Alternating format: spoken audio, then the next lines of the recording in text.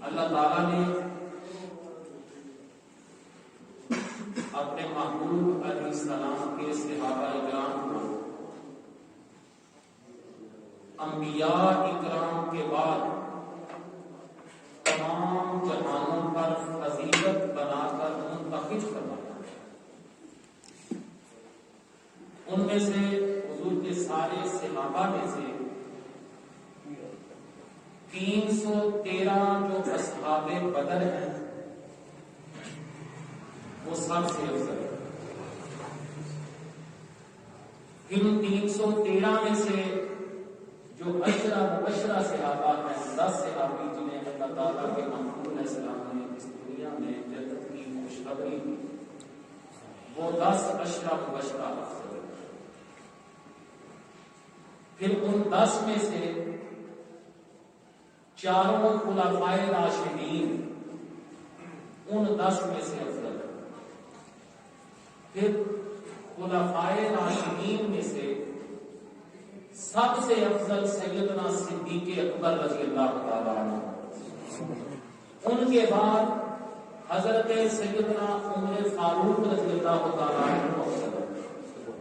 ان کے بعد سیدنا عثمان غنی رضی اللہ تعالیٰ عنہ افضل ہے. ان کے بعد مولا کائنات مولا مشکل کشا مولا علی المرتضی رضی اللہ تعالیٰ عنہ افضل ہے.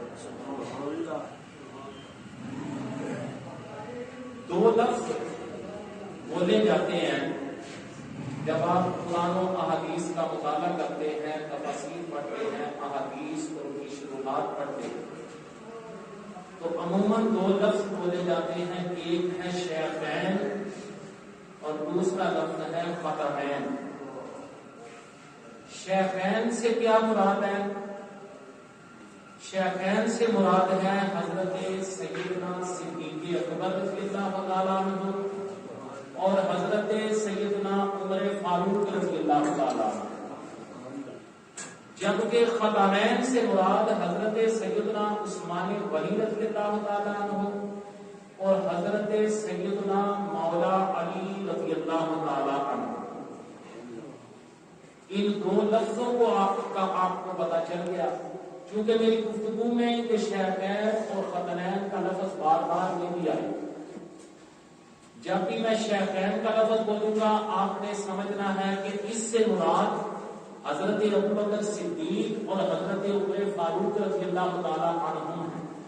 اور جب ختمین کا لفظ بولوں تو آپ نے یہ سمجھنا ہے کہ اس سے مراد سیدنا عثمان غنی اور سیدنا مولا علی رضی اللہ تعالیٰ عنہ ہیں.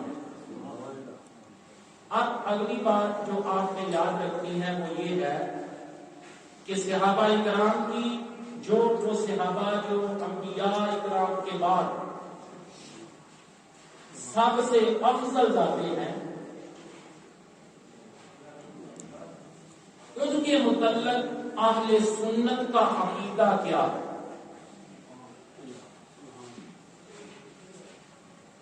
اس موضوع کی اس ٹاپک کی ضرورت اس لیے پیش آتی ہے کہ چونکہ سوشل میڈیا کا دور ہے، ہر بندہ موبائل پہ، کمپیوٹر پہ، سسٹم پہ بیٹھ کے پوری دنیا کے لوگوں کی گفتگو سنتا ہے، مذہبی طبقے کی. اس میں لوگوں کے مختلف نظریات، مختلف عقائد ہوتے ہیں. تو اس دور میں ایک بات جو کہ آہستہ آہستہ لوگوں کو سمجھانے کی لوگ کوشش کر رہے ہیں کہ نبی پاک صلی اللہ علیہ وسلم کے صحابہ میں حضور صلی اللہ علیہ وسلم کے بعد افضل ذات صدیق اکبر رضی اللہ تعالیٰ عنہ کی نہیں بلکہ افضل ذات حضرت مولا علی رضی اللہ تعالیٰ عنہ کی ہے. یہ بات لوگوں کے دلوں میں راسخ کرنے کی کوشش کی جا رہی ہے. لوگوں کو آہستہ آہستہ اہل سنت کے عقیدے سے ہٹانے کی کوشش ہو رہی ہے. تو میں نے مناسب سمجھا کہ ہم سب اس موضوع پہ قرآن و احادیث سے یہ دیکھیں کہ اصل عقیدہ اور اصل بات کیا ہے. انشاءاللہ قرآن و حدیث میں آپ کے سامنے پیش کروں گا. اہل سنت کا عقیدہ یہ ہے، حضرت انس بن مالک رضی اللہ تعالی عنہ سے پوچھا گیا کہ اہل سنت و جماعت کی پہچان کیا ہے؟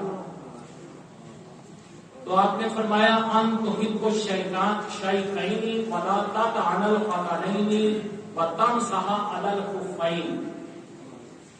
حضرت انس بن مالک رضی اللہ تعالی عنہ نے فرمایا کہ اہل سنت کی پہچان یہ ہے کہ تم شیخین سے محبت کرو اور خدنین پر تنقید نہ کرو. اب آپ کو سمجھ آ گئی کہ شیخین سے کیا مراد ہے؟ حضرت ابوبکر صدیق اور حضرت عمر فاروق رضی اللہ تعالی عنہ. اور خدنین سے مراد حضرت عثمان غنی رضی اللہ تعالی عنہ اور حضرت مولا علی کرم اللہ وجہہ الکریم. امام اعظم ابو حنیفہ رحمۃ اللہ تعالی علیہ، جن کے ہم فقہ حنفی میں مقلد ہیں، آپ فرماتے ہیں کہ اہل سنت کی علامت یہ ہے تفضیل الشیخین و حب الخدنین، یعنی حضرت ابوبکر صدیق رضی اللہ تعالیٰ عنہ، حضرت عمر فاروق رضی اللہ تعالیٰ عنہ کو افضل ماننا اور حضرت عثمان غنی اور حضرت مولا علی رضی اللہ تعالیٰ عنہم سے محبت کرنا، یہ اہل سنت کی علامت ہے، اہل سنت کی پہچان. شیخین کی افضلیت کا انکار رافضیت اور شیعیت ہے. شیخین کی جو افضلیت ہے اس کا جو انکار کرتا ہے وہ رافضی ہے، اہل تشیع ہے. اور جو خدنین کی محبت کا انکار کرتا ہے وہ خارجی ہے. اور جو ان دونوں سے محبت کرتا ہے، شیخین کو افضل مانتا ہے اور خدنین سے محبت کرتا ہے، وہ اہل سنت و جماعت.